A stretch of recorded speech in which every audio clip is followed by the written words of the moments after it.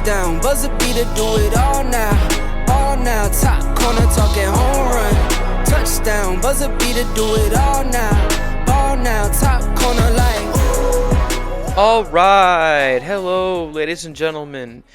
It is Monday, March 3rd, 2025, and this is the Monday Report. I'm your host, H. James K. Boy, today we have got one heck of an episode.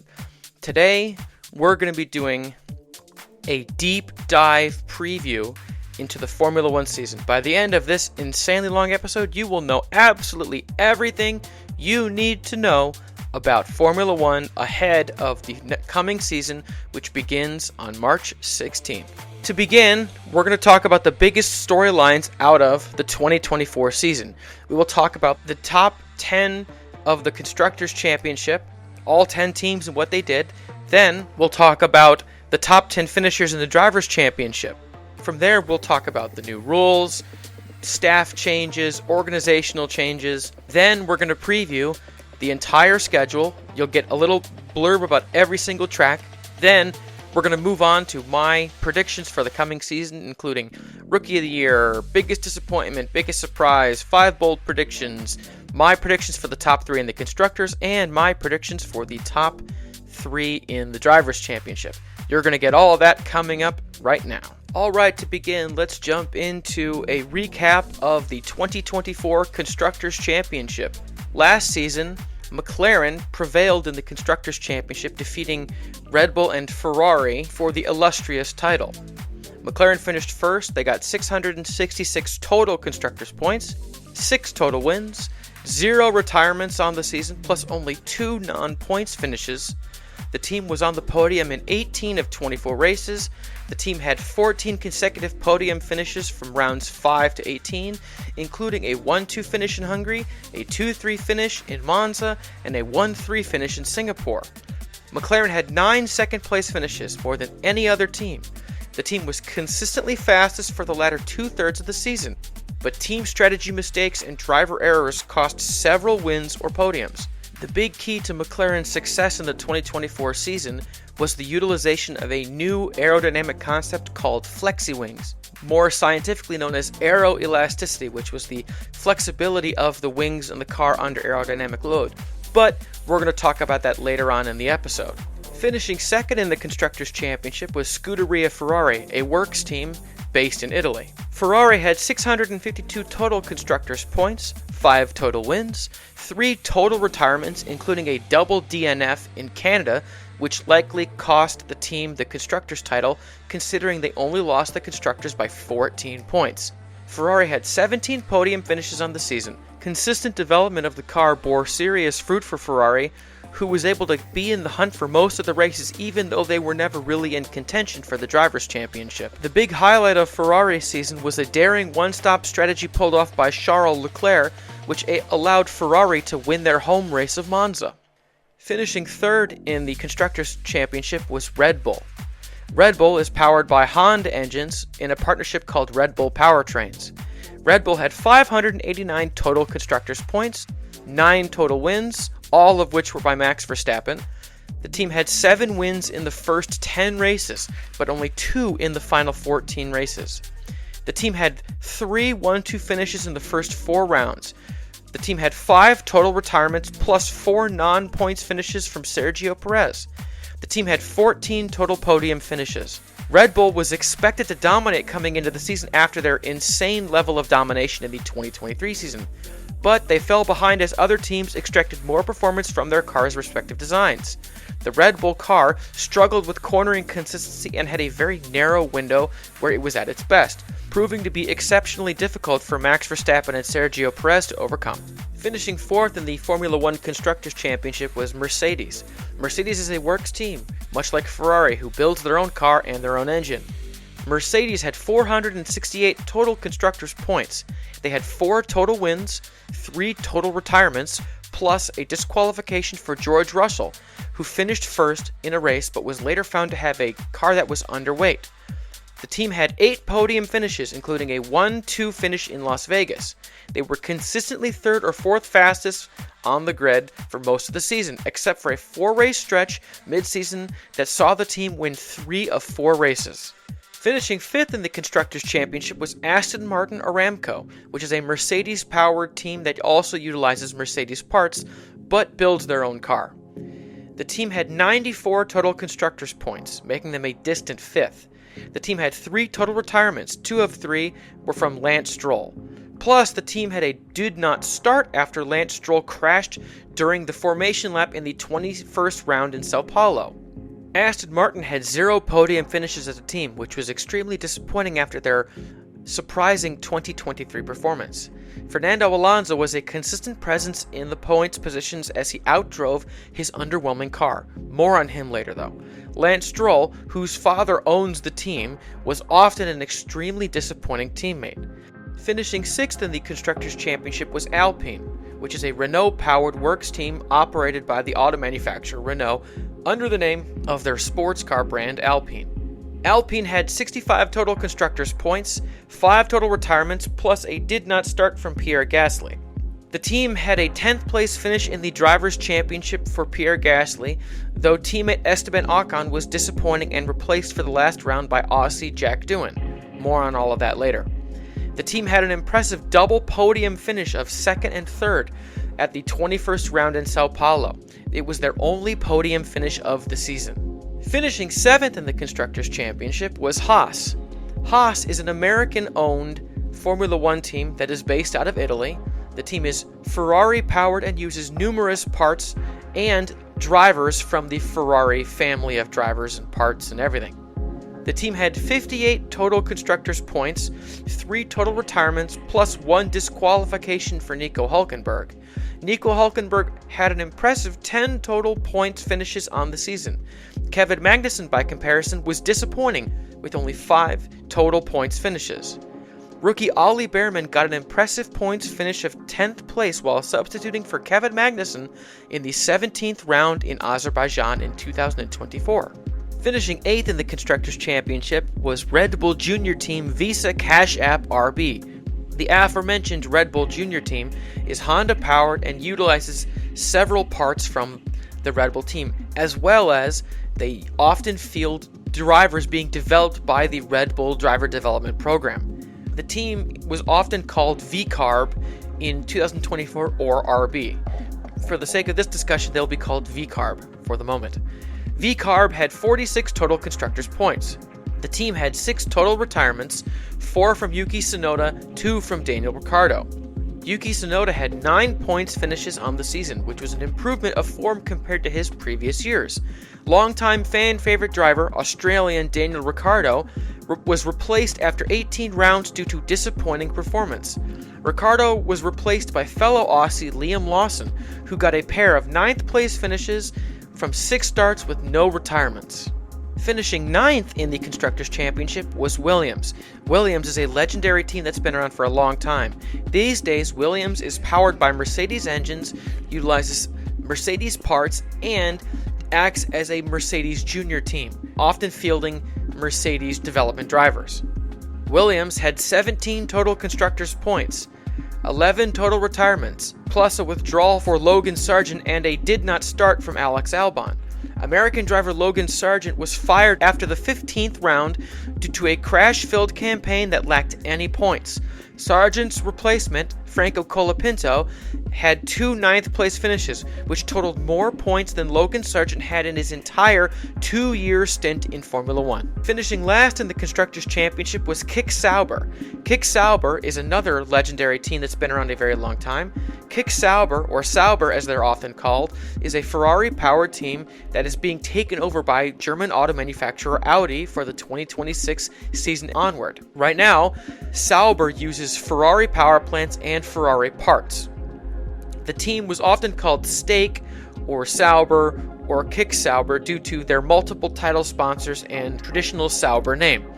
The team had 4 total constructors' points, 4 total retirements, 3 of which were from Finnish driver Valtteri Bottas. Zhou Guanyu's 8th place finish in the penultimate round finally got him a points finish, highlighting an otherwise abysmal season for Kick Sauber as a team. To summarize, the 2024 Formula One Constructors' Championship came down to a tight battle between 4 teams, with McLaren, Ferrari, Red Bull, and Mercedes all duking it out till the very end.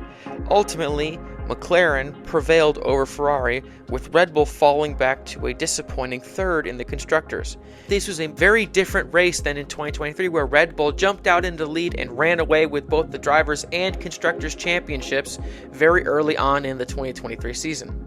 Alright, that'll wrap up the summary of the 2024 Formula One Constructors' Championship. Now, it is time to move on to a recap of the top 10 finishers in the 2024 Formula One Drivers' Championship. In 2024, the Formula One Drivers' Championship was won by Max Verstappen, which made it his 4th championship in a row. Max Verstappen scored 437 points, had 9 wins, 5 other podium finishes, and only 1 retirement. Max Verstappen was consistently in the fight the entire season and scored 74% of his team's total points. Max Verstappen consistently complained about the car's performance, making headlines and getting fined for language on one occasion. Finishing 2nd in the Formula One Drivers' Championship was Lando Norris, who drove for McLaren. Lando Norris scored 374 points, had 4 wins, and 9 other podium finishes. Lando Norris had 0 retirements and only 1 non-points finish. Notably for Lando Norris, he got into it with Max Verstappen multiple times, though Verstappen got the better of him on track most of those times. He consistently struggled on starts, losing the lead from the pole position on multiple first laps. He started on the pole and lost the lead on lap 1 in Spain, Hungary, the Netherlands, Monza, Austin, and Sao Paulo. On top of his confrontations with rival driver Max Verstappen, Lando Norris also got into it with his teammate Oscar Piastri on more than one occasion. The most controversial of which was a team order situation in which Oscar Piastri was given the most advantageous strategy, but a pit road mistake gave Lando Norris the lead. At the time, he was in close proximity to Max Verstappen in the overall Drivers' Championship situation, so when McLaren gave Lando Norris team orders to relinquish the lead and allow Oscar Piastri to win his first race, there was considerable controversy amongst the media and the fans over the righteousness and morality of team orders. What ultimately doomed Lando Norris was the fact that he only finished better than Max Verstappen 9 times, and even then, he often didn't finish far enough ahead to cut into Max Verstappen's sometimes sizable Drivers' Championship points lead. Finishing 3rd in the Drivers' Championship was Ferrari driver Charles Leclerc, spelled Charles Leclerc, but apparently pronounced Charles Leclerc. Leclerc finished with 356 total points in the Drivers' Championship. He had 3 wins, 10 podium finishes, 1 retirement, and only 2 non-points finishes. Leclerc finally managed to win his home race, the legendary Monaco Grand Prix. He was never really in contention for the Drivers' Championship, but he was a constant factor at the front of races, greatly influencing the outcome of the Drivers' Championship itself. Altogether, this was a great season for Charles Leclerc, even if it wasn't the championship that he ultimately wanted. Finishing 4th in the Formula One Drivers' Championship was Australian driver Oscar Piastri. The 23-year-old Aussie finished the season with 292 total points. Piastri had 2 wins and 6 podium finishes.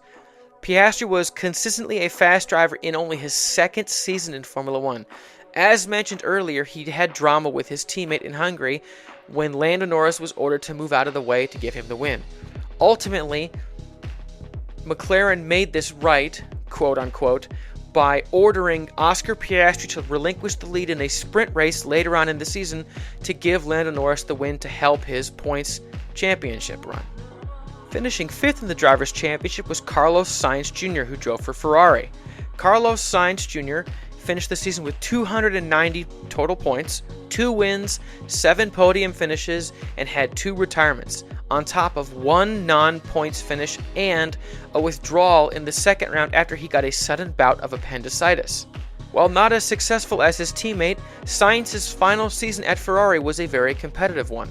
Finishing 6th in the Drivers' Championship was Mercedes driver George Russell. The English driver finished the season with 245 total points, 2 wins, 2 podium finishes, 1 retirement, and 1 non-points finish. He also had 1 disqualification, as mentioned earlier, where he finished the Belgian Grand Prix in first place, but his car was ultimately found to be underweight.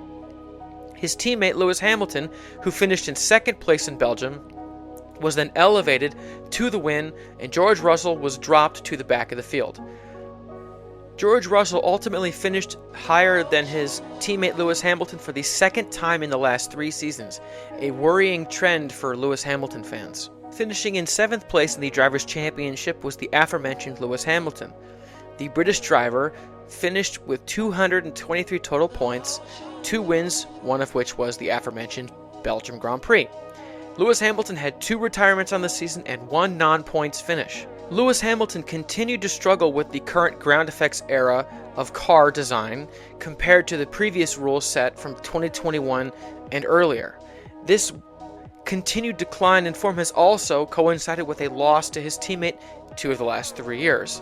Ultimately, Lewis Hamilton has decided to leave Mercedes for greener pastures, hoping to find a return to his previous form. Finishing in 8th place in the Drivers' Championship was Red Bull driver Sergio Perez. The Mexican driver finished with a disappointing 152 points. His 0 wins was the first time he went winless since the 2019 season when he was driving for the midfield team Racing Point. He had the least points in the season since the COVID-shortened 17-round 2021 season. Perez had 4 podium finishes on the year, his least since the aforementioned 2020 season. His 4 retirements were the most in a season since his sophomore season in 2012 when he had 6. Perez had 4 non-point finishes, the worst he's had in a season since the aforementioned 2019 season when he was driving with midfield team Racing Point. His disappointing form, including a veritable collapse in pace in the second half of the season, ultimately led to Red Bull going in a different direction with their 2025 driver lineup. More on that later. Finishing 9th in the Drivers' Championship was legendary driver Fernando Alonso. Fernando Alonso, driving for Aston Martin, finished the season with 70 total points and 0 wins. Not surprising considering he's driving for a midfield team these days. The legendary Spaniard had 0 podium finishes compared to 8 with Aston Martin in 2023. Alonso had 9 points finishes, up considerably from the 1 he had in 2023. His 9th place finish is a steep decline from his surprising 4th place finish in 2023 when Aston Martin had a much more competitive car. Lastly, finishing 10th in the Drivers' Championship was French driver Pierre Gasly. Gasly scored 42 points for the Alpine team, getting 0 wins. Gasly had an impressive 3rd place finish in the penultimate round in Qatar, his only podium of the season. He had 3 retirements for the season, plus a did not start for the British Grand Prix after he had a gearbox problem that prevented him from taking to the starting grid. Gasly continued his consistent form for the Alpine team in 2024 and looks to continue that form in 2025. That wraps up my recap of the top 10 finishers in the 2024 Formula One Drivers' Championship. Now, it is time to look forward ahead to the 2025 season. We're going to start off these discussions by giving a summary and exploration of all of the new rule changes in place for the coming season. The first major rule change was a raise of the minimum driver weight from 80 kilograms or 176.4 pounds to 82 kilograms or 180.8 pounds for us heroes of the imperial system of measurement. This was done in the interest of driver health and safety, considering teams like their drivers to be as close to the minimum weight as possible to allow the cars to be as light and subsequently as fast as possible, regardless of the height and size of the driver. For obvious reasons, the rule change is a great positive. An excellent example of why this change was needed is the late, great, former Formula One turned Indy driver, Justin Wilson. Justin Wilson was an English driver standing 6 feet 4 inches tall who was expected to be something like 160 to 170 pounds, even at his towering stature.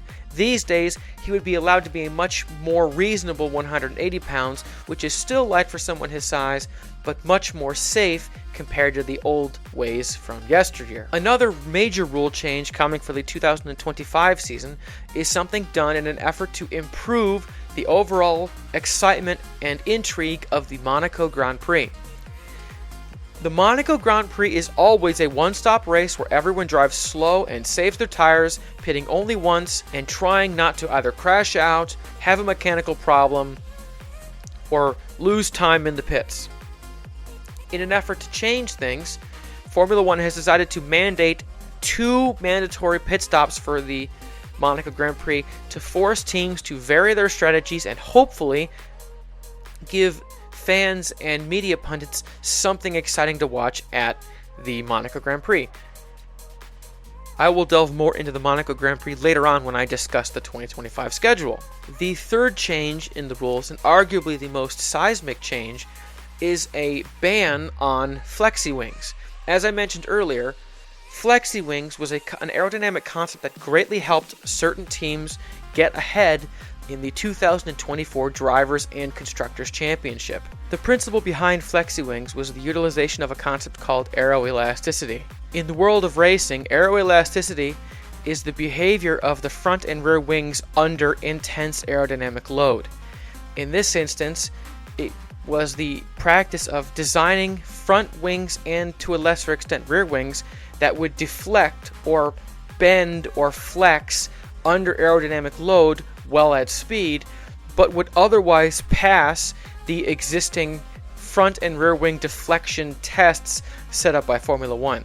So what would happen is the car would go into parc ferme and they would do the normal tests and the car would pass, but then under specific aerodynamic load, the wings would bend far beyond what was technically allowed, allowing the teams to lower drag at speed without having to sacrifice cornering ability. For obvious reasons, this was controversial, especially because Red Bull could not seem to get a handle on flexi wings. Meanwhile, Mercedes and Ferrari, and especially McLaren, were making great stride with flexi wings. Ultimately, during this offseason, they've decided to ban flexi wings, but that decision was made long enough into the offseason where they decided that too much development had gone on, so the FIA decided that the quote-unquote ban of flexi wings would not take place until the 9th round of the season in Spain. In an effort to crack down on flexi wings, the FIA has instituted a new battery of tests. They have narrowed the acceptable boundaries of wing flexibility, and they've come up with a new test where instead of just pressing down on the wing with a hydraulic press in one position, it's now going to be done in multiple positions along the front and rear wings to ensure that no part of the wing is more flexible than the other, thus allowing the flexi wing concept to continue. These new tests, the FIA hopes, should crack down on much of the flexi wing stuff we've been seeing. This is especially true because late in the season we saw something new in the flexi wings world, which was what was called mini DRS, where teams discovered that if you make the bottom corners of the DRS panel on the rear wing flexible enough, aerodynamic forces will bend that corner upwards, allowing a small gap in the rear wing to appear, thus lowering drag and allowing the cars to go much faster on the straights. McLaren utilized this quote-unquote mini DRS much more than other teams, and as we've seen in preseason testing in Formula One just this past weekend, McLaren's usage of quote-unquote mini DRS and flexi wings for the first 8 rounds of the season is not something that is going to go away until it absolutely positively has to by mandate. Beyond flexi wings, the FIA has also decided to get rid of the point that they would award to the fastest lap of any driver currently in the top 10. Fastest lap was a rule that returned in 2019 that saw drivers in the top 10, and only in the top 10, often going into the pits and sacrificing field position to then get fresh tires to do a lap, hoping to get that extra point, assuming they were out of contention for the win. Obviously, this hurts the show because it was artificial and it would take cars out of the running to do something that was gimmicky. So for 2025, fastest lap point is gone. The rule that might create the most headlines is a new change the FIA President Mohammed bin Sulayem has instituted about public comments from drivers and team members about the FIA and Formula One and officiating and rules and the language that they use. Starting in 2025, there will be escalating fines for quote-unquote improper language and use of words. In other words, Max Verstappen screaming into the team comms about how much his car was a dog and swearing his head off would now get increasingly punitive fines from now on. It remains to be seen how the FIA is going to enforce this and the reactions from some of the drivers, considering some drivers more than others are far more opinionated and have no problem expressing their opinions. Now that we've discussed all the rule changes, we need to discuss the big staff change that took place during this offseason. Normally, I wouldn't really pay much attention to staff turnover amongst the race teams because, a race engineer goes from this team and leaves to do something else, big deal. But this change was huge. It was announced during the offseason that legendary car designer Adrian Newey, who has spent the last several years at Red Bull, is leaving for Aston Martin. Adrian Newey is arguably the greatest car designer since legendary designer Colin Chapman and his Lotus cars from back in the 60s, 70s, and 80s. Adrian Newey has been developing race cars for various series since the mid-80s when he was developing kart cars for March Engineering and race cars for Ligier. In Formula One circles, he had a very successful stint with Williams during their most dominant streak from 1991 to 1996. After Williams, Newey left for McLaren from 1997 to 2005. While at McLaren, Newey oversaw tremendous success as lead designer, his cars constantly contending for championships and winning lots and lots of races, even as Michael Schumacher dominated the series. In 2006, Adrian Newey decided to leave the legendary McLaren team for upstart Red Bull. Red Bull gets their origins from the ill-fated Jaguar racing team run by the Ford Motor Company. In 2005, Red Bull's first season, they had middling success. In 2006, when Adrian Newey arrived, he was developing a car that was designed by someone else. But in the following seasons, he designed cars that would go on to have significant stretches of dominance, especially in the era of Sebastian Vettel, and then also in this latest era with Max Verstappen. Now, Adrian Newey is looking for a new challenge and is leaving Red Bull for Aston Martin. It is going to be very interesting to see what Adrian Newey is able to do from a car development standpoint as the 2026 rule set takes effect fall next season. For right now, Adrian Newey should begin his tenure at Aston Martin sometime later this month, at which time he'll begin developing probably the 2026 car, but he might also do some work on this year's car as well. It'll be very interesting to see how this affects Aston Martin's pace, if it affects it at all during the 2025 season. This is all to say, keep an eye on Aston Martin for 2025 because who knows, maybe they turn into something fast. Moving on from staff changes, there is also a couple of organizational/sponsorship changes to some teams that are relevant. Williams has announced a new title sponsor, Atlassian. Atlassian is an Australian software company that specializes in collaborative software for businesses. Meanwhile, Visa Cash App RB, the Red Bull Racing Junior team, has now changed their name to Visa Cash App Racing Bulls Formula One team, and will henceforth be known as Racing Bulls. These two changes, while largely cosmetic, will be how these two teams are referred to going forward. Williams will now be Atlassian Williams, or Williams Atlassian, it remains to be seen, and VCARB will now just be called Racing Bulls, which is a little more straightforward. Beyond the sponsorship changes and staff changes and all this and rules, there's also driver lineups. Now, the driver turnover is always hectic in Formula One during the offseason. This year especially so because Lewis Hamilton switched teams, Carlos Sainz switched teams, Red Bull had turnover. So we're going to now go through all of the different changes to the Formula One team's lineups. Starting with Red Bull, Sergio Perez has been let go after an extremely disappointing 2024 campaign. Rookie Liam Lawson from Australia will be replacing Perez, though it remains to be seen if the rookie will be competitive enough to justify the Red Bull seat over other drivers such as Yuki Tsunoda. The aforementioned Ferrari team let go of Carlos Sainz and signed Lewis Hamilton. This is a seismic shift in the driver market that was not foreseen before the 2024 season. Carlos Sainz has now gone on to find another seat, and Lewis Hamilton has now joined Ferrari. It is very odd seeing him in red after seeing him in black and silver for so long, but he sounds happy with his change of team, and both sides seem to be happy with the amicable split that we saw during the offseason. Fans and media are obviously excited about seeing Lewis Hamilton in a Ferrari. The Tifosi, which is the Ferrari superfans, having visions of Michael Schumacher's dominant run in Ferrari. With Ferrari plucking Lewis Hamilton from Mercedes, Mercedes was left with an open spot. This year, that spot is being filled by a driver named Andrea Kimi Antonelli, often known simply as Kimi Antonelli. Antonelli is a promising rookie tabbed to replace Lewis Hamilton by team principal Toto Wolff, who claims that he has been eyeing Kimi Antonelli for a seat in the Mercedes team for a long time.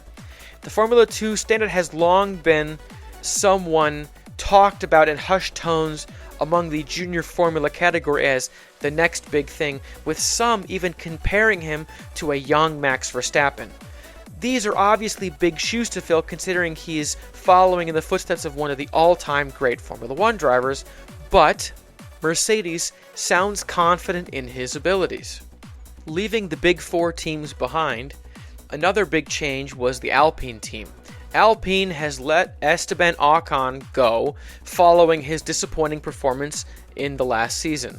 Whether that performance was actually Ocon's fault versus the up and down performance of the Alpine car is debatable, but the team felt a change was necessary. To replace Ocon, Alpine has signed Australian driver Jack Doohan. Doohan started his career as part of the Red Bull Junior team, but has been a part of the Alpine Driver Academy since the 2022 season. For the last 2 seasons, Jack Doohan has been a reserve driver for the Alpine team and will now step forward as a rookie into the big show. Last season, Racing Bulls let go of fan favorite driver Daniel Ricciardo after 18 rounds, replacing him with Liam Lawson. With Liam Lawson now having been signed by Red Bull, Racing Bulls has turned to French driver Isaac Hadjar. Isaac Hadjar was born in Paris to Algerian parents.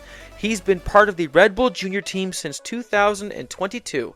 His successes in junior categories, namely F3 and F2, has earned him the nickname Le Petit Prost, or Little Prost in French media. The consensus on the Isaac Hadjar signing is that Red Bull Racing is running short of truly viable junior drivers in their academy, and Racing Bulls is now taking a flyer on Hadjar, who is largely unproven. Isaac Hadjar will partner with longtime Racing Bulls driver Yuki Tsunoda, who some thought had earned a shot at the Red Bull seat alongside Max Verstappen. It has become clear that Red Bull does not view Yuki Tsunoda as a viable partner for Max Verstappen. The Haas team also has a new driver lineup. Haas has parted ways with both of their drivers from the 2024 season. Both Kevin Magnussen and Nico Hülkenberg were not brought back. While Hülkenberg has found another ride, Magnussen has not, and it looks likely that Magnussen's time in Formula 1 might be coming to a close. This season, Haas has signed former Alpine driver Esteban Ocon to drive one of the 2 entries. Ocon will be looking to improve his form even as he joins a lesser team.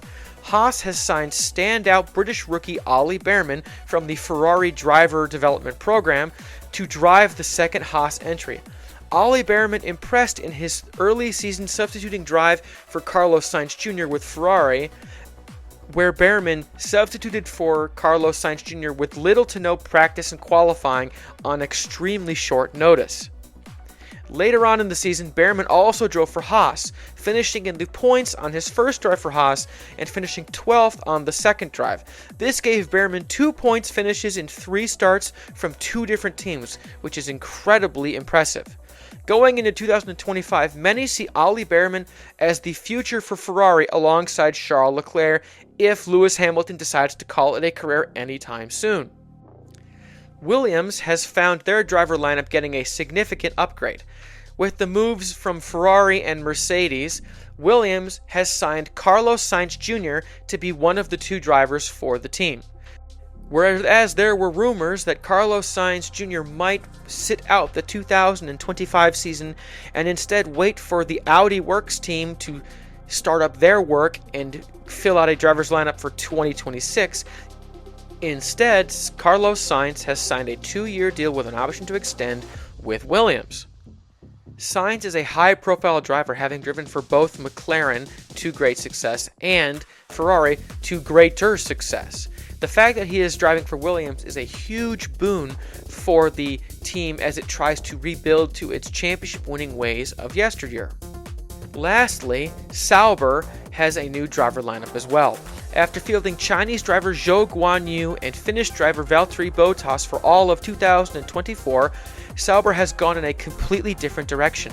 Zhou, who has been largely unimpressive, has been replaced by Formula 2 champion and McLaren development driver Gabriel Bortoleto. Bortoleto is a Brazilian rookie from Sao Paulo who won Formula 2 on his first try in 2024. He is viewed by many as a prodigy and has spent the last several seasons getting mentored by legendary driver Fernando Alonso.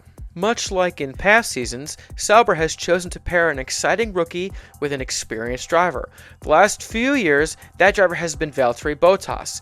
In 2025, that experienced driver is German driver Nico Hülkenberg.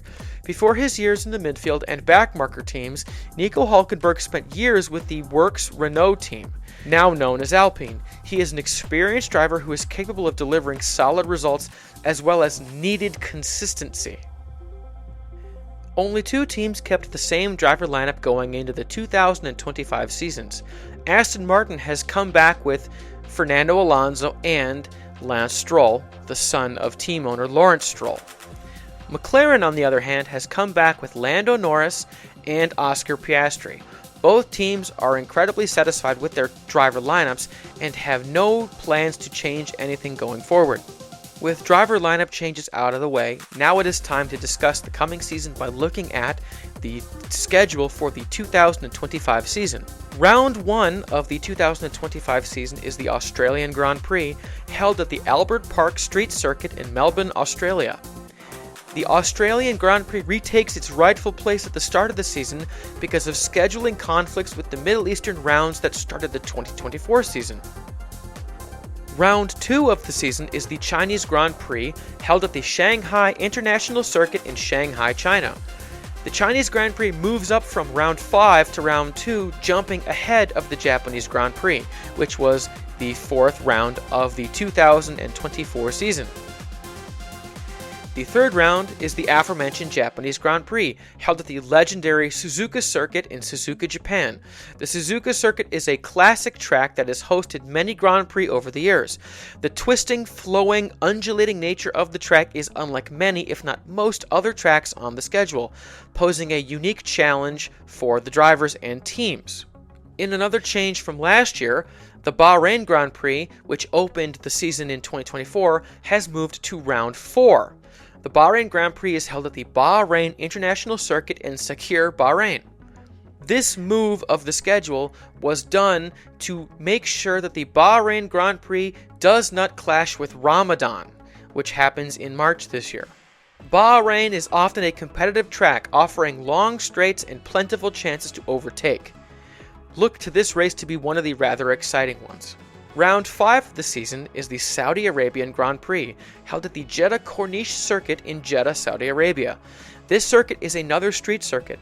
This track's tight confines and long sweeping turns makes it one of the fastest and most dangerous tracks on the entire calendar. This race was moved from the second round of 2024 to the fifth round of 2025 so as not to interfere with the aforementioned Ramadan. Round 6 of the 2025 season is the Miami Grand Prix, held at the Miami International Autodrome in Miami Gardens, Florida. This high-class temporary circuit weaves its way around Hard Rock Stadium, home of the Miami Dolphins. With so many celebrities in attendance, ticket prices are expected to be outrageous once again. The track looks pretty but generally puts on a boring show. It lacks elevation change and has very little character, so says the drivers and fans. Round 7 of the season is the Emilia-Romagna Grand Prix, held at the Imola circuit in San Marino, Italy. The historic Italian racetrack was the site of Ayrton Senna's tragic death back in 1994 when his car had a steering malfunction and collided with the wall on the outside of the Tamburello corner at something like 194 miles an hour. Formula One has returned to racing at Imola since 2020 after leaving following the 2006 San Marino Grand Prix. Imola put on a great show in 2024, featuring an exciting charge from Lando Norris as he tried to track down rival Max Verstappen, who was leading the race. Round 8 of the season is the legendary Monaco Grand Prix, held at the Circuit de Monaco in Monte Carlo, Monaco. This temporary circuit is one of the most legendary in all of motorsports, having been a fixture on the Formula One calendar in some form or fashion every year since 1929, other than World War II. Winning the Monaco Grand Prix is considered one of the greatest achievements in a racing career. The Monaco Grand Prix is known for processional, boring races that feature little, if any, on-track action. Back in 2018, then Red Bull driver Daniel Ricciardo managed to win the race while possessing only 50% of the power his car normally has. He was able to move around on track, preventing anyone from overtaking him, even as other teams had as much as 400 more horsepower than he did. Still, his car was big enough and the track narrow enough that he was able to win the race on half power. This year, the FIA has mandated 2 pit stops as a mandatory requirement in a bid to improve the strategy and help the show, but it remains to be seen if the race is even savable.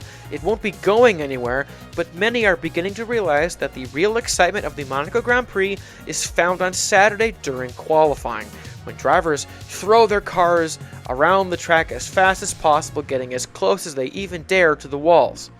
Round 9 of the coming Formula One season is the Spanish Grand Prix, held at the Circuit de Barcelona Catalunya in Montmeló, Spain. The circuit is a track often used in years past for Formula One testing, not only because of its moderate climate, but its possessing sharp corners, medium-length corners, and high-speed long corners. Still, the track is largely characterless and puts on exceptionally boring racing.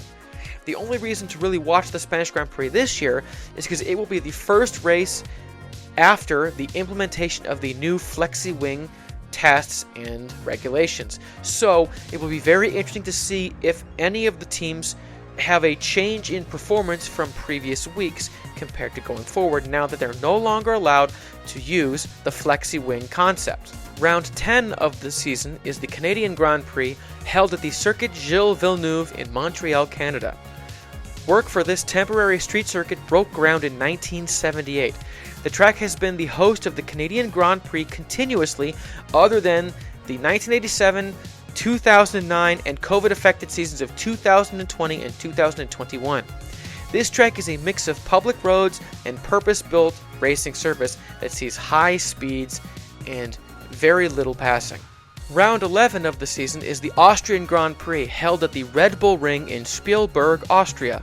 Originally known as the Österreich Ring, the Red Bull Ring is owned by Red Bull Racing parent company Red Bull, who purchased and restored the track, turning it into the modern track that it is today. While this track is typically rather dull, there is always the occasional time when unforeseen twists mix things up. Round 12 of the season is the legendary British Grand Prix, held at the famous Silverstone circuit in Silverstone, England. This track is one of the most famous racing circuits in all of the world. beginning its life as an RAF air base in England during the Second World War. After the war, the air base was closed down and the tarmac was converted into a racing surface where cars in the 40s and 50s would drive around on the actual runways themselves and interconnecting tarmac surfaces. In the following decades, the track was transformed from a lowly airbase into the palace of speed that it has become, that now hosts several Formula One teams' home base. This is all to say that this track, the Silverstone Circuit, is the heartbeat of English Formula One racing and the home race of several drivers, including Lando Norris, George Russell, and Lewis Hamilton. Round 13 of the season is the Belgian Grand Prix, held at the Circuit des Spa-Francorchamps in Stavelot, Belgium. Spa, as it is known, is one of the most iconic racing tracks on Earth, featuring the legendary three-turn Eau Rouge Raidillon complex. The sweeping downhill then uphill complex is supremely challenging, dangerous, and breathtaking to watch. The circuit is exactly 7 kilometers or 4.352 miles in length, making it one of the longest of the entire season.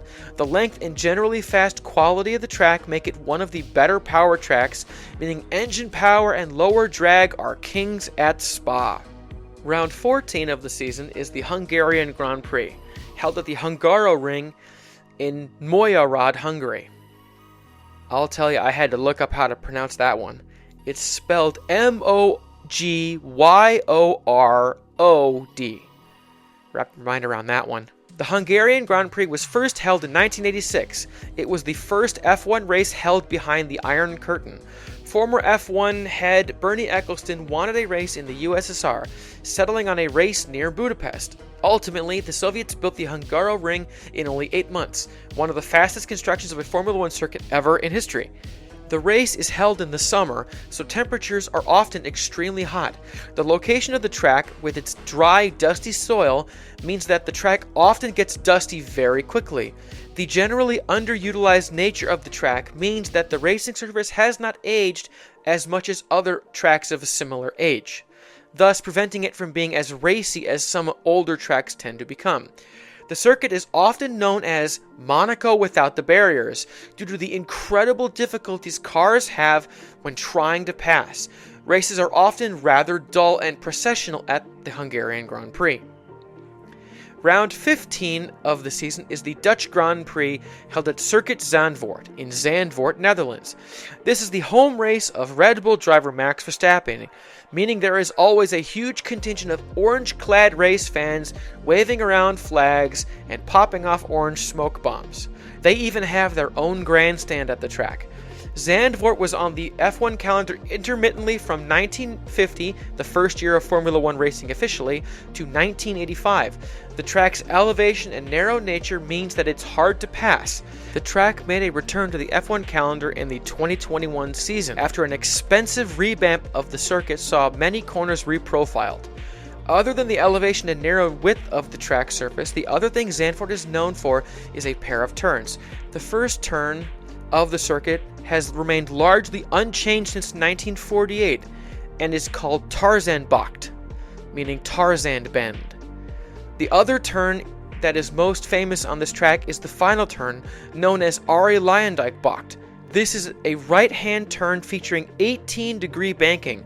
The turn is named after two-time Indianapolis 500 champion and Dutchman Arie Luyendyk.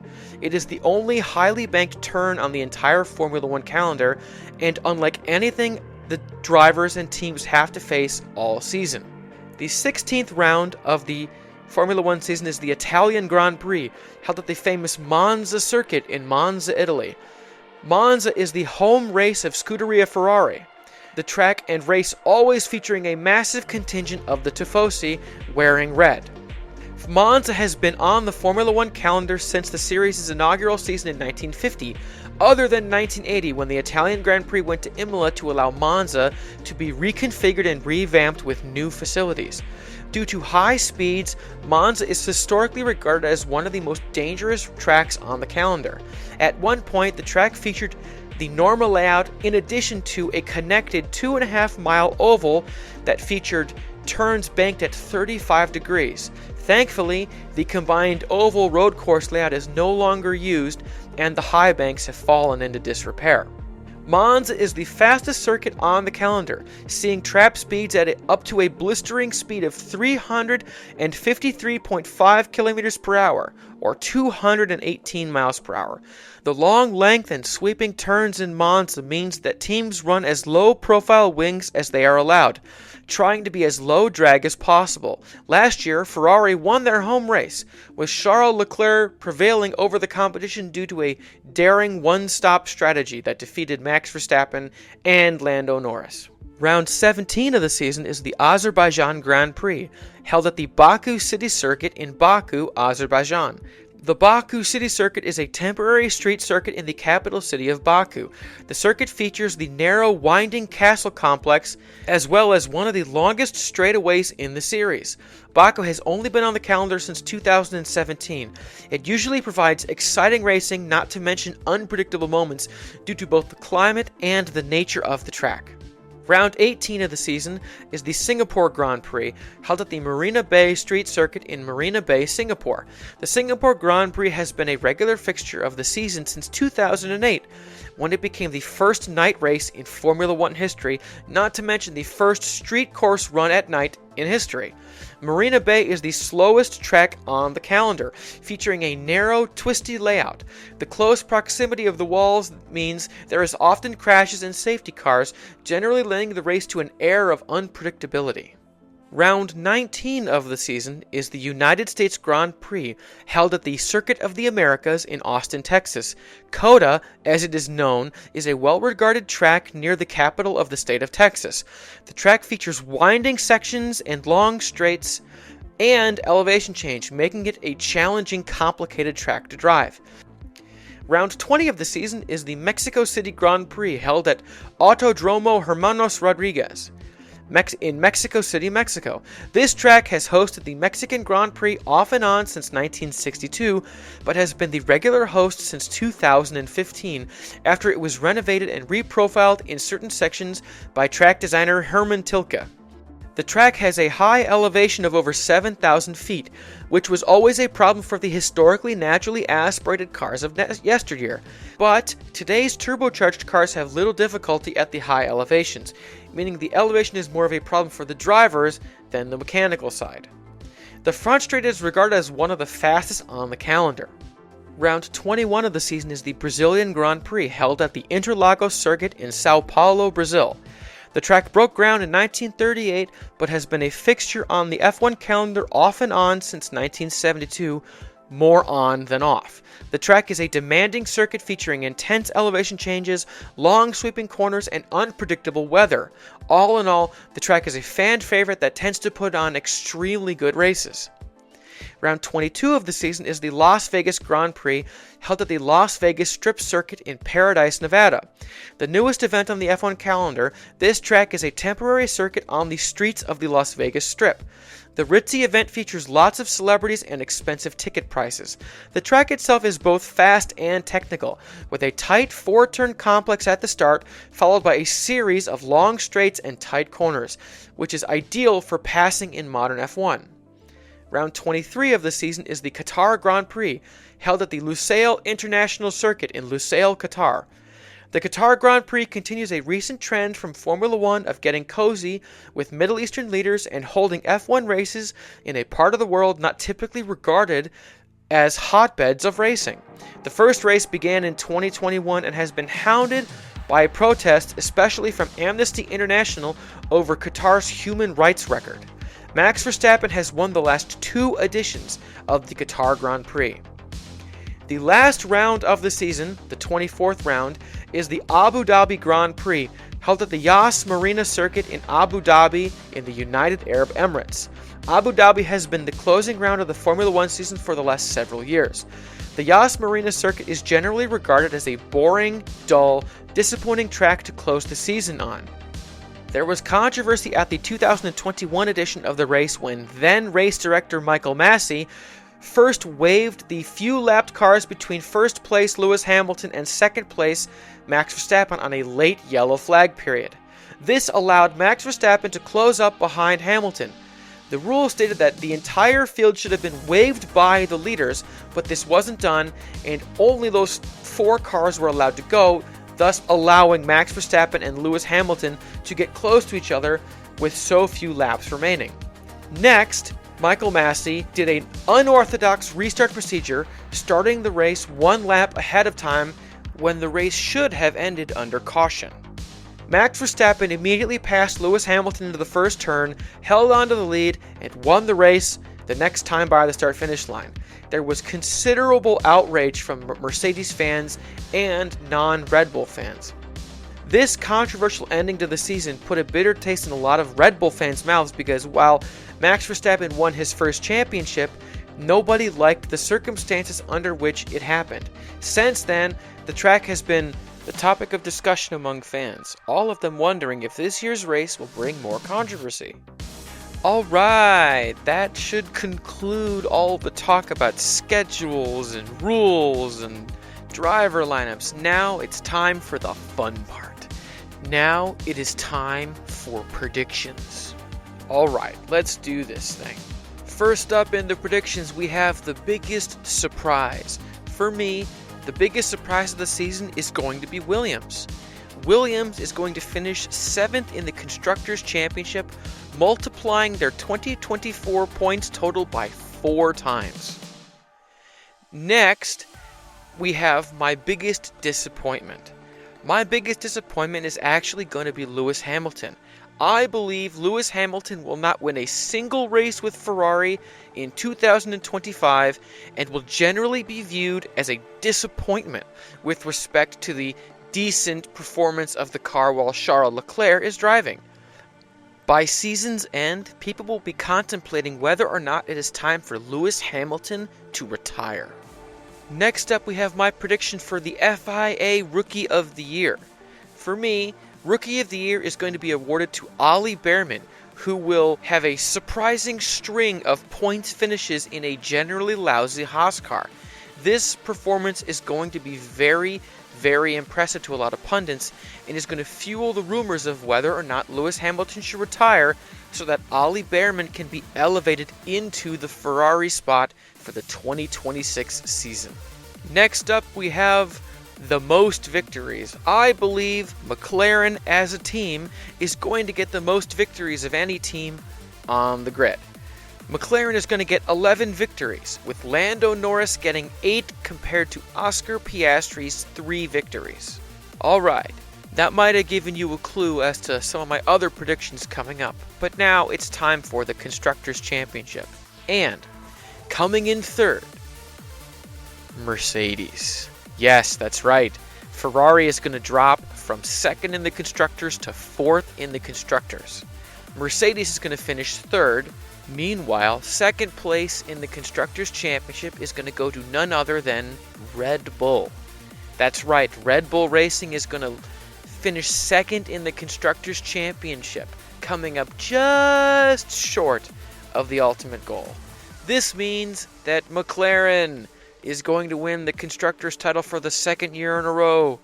Now, on that note, for the Drivers' Championship of 2025, 3rd place is going to Oscar Piastri. I think this kid is electric. He's a star in the making, and for only his 3rd year, he's going to finish in 3rd in the championship, and there's going to be a real talk about who's going to be the number 1 guy at McLaren in 2026. Finishing 2nd in the Drivers' Championship, Max Verstappen. Max Verstappen is a brilliant driver, one of the most skilled drivers I have ever seen. But, as we're learning, even Max cannot completely overcome a non-compliant race car, and I just do not believe that the Red Bull car is going to be enough to get him over the line, especially with a teammate like Liam Lawson. That leaves, last but not least, your Drivers' Champion for 2025, Lando Norris. Lando's going to get over the hump from 2nd to 1st place from 24 to 25. And boy, oh boy, is that going to set up some crazy storylines going into 2026. Now, I have 5 other predictions to make. These are my 5 bold predictions. Things that would be absolutely crazy that if they happened, but things that I can realistically see happening. First of all, McLaren is going to win 5 of the first 9 races. Then they're going to see their performance slump in the middle third of the season as teams adjust to no longer having the flexi-wing concept available to them. McLaren's form will pick back up in the latter third of the season and allowing them to put away both championships. My second bold prediction, Alpine driver Jack Doohan will not make it to mid-season before he is sacked in favor of Franco Colapinto. Franco Colapinto is just too talented and too fast to be sitting on the sidelines, especially when someone as inexperienced and unproven as Jack Doohan is sitting in that seat. This one is going to go to Colapinto. My third prediction for this segment, Racing Bulls rookie driver Isack Hadjar will win a race with a Racing Bulls car on a fluky finish in a mixed conditions race late in the season, whether that's Sao Paulo or Coda or some other track. He's going to win one on a fluke, and it's going to be freaking crazy. This is going to mean that next year, with Liam Lawson just being so-so, there are those who are going to start talking about whether or not Isack Hadjar should be in that seat next to Max Verstappen. My fourth prediction of this segment, Alpine will see their performance plummet, ultimately finishing the season 9th in the Constructors' Championship. I am just not confident in Alpine. I don't like what I saw in testing. I don't like some of the things we're hearing out of testing. And generally speaking, I just don't know how I feel about their driver lineup of Ocon and Doohan. So look for Alpine to really fall off this year. Last but not least, my final bold prediction of this preseason. McLaren will have the Drivers' and Constructors' Championships wrapped up by round 22 in Las Vegas, meaning both of them will be able to focus exclusively on winning those races just for the fun of it, and not on, oh God, are we going to win these championships? They're going to have it in the bag by the time they get to Las Vegas. There it is, folks, my predictions and preview of the 2025 Formula One racing season. If you're still listening, I want to thank you. I'm trying out a new mic. I bought a mic. Instead of using my iPhone and the Voice Memos app, I'm now using a brand new mic on my laptop and the Voice Memos app. We're still figuring this thing out. Nailing down a recording location is also proving to be an interesting experience.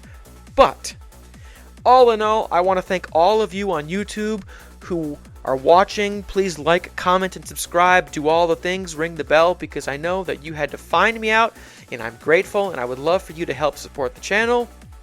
For those of you listening on Apple Podcasts and Spotify and everywhere else that podcasts are listened to, I want to thank you so much. I know I am a small-time podcast, so if you're giving me your hour plus of time in this case, then I'm eternally grateful.